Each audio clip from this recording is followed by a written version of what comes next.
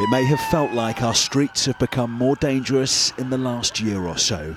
Now we have the proof that they are.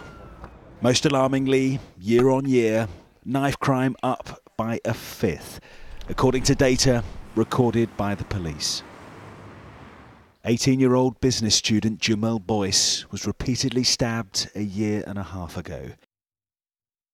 Now, in a care home, he can no longer speak or walk and is unlikely to ever fully recover. His dad, who will next week attend the sentencing of his son's attacker, says the surge in street violence isn't being tackled.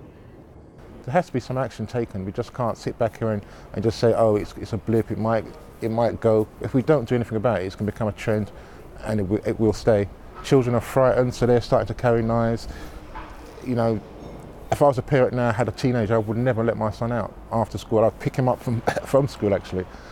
In England and Wales, knife crime rose by 22% in 2017 compared to the previous year. That means nearly 40,000 offences recorded by police. Gun crime is also on the increase, with firearms offences rising by 11%, with more than 6,000 recorded crimes. So what is causing the surge? Today, the Chief Constable of one of our biggest forces said budget cuts were a significant factor. You know, officers are really feeling it in terms of having to deal with more things, having to deal with them over a longer period of time. But the worrying bit is the public are really starting to see it now. Others suggest social factors are driving the increase. There's the issue of drugs, something called county lines, where people are coming out of urban areas into more rural areas to take drugs, and that's often linked to knife crime.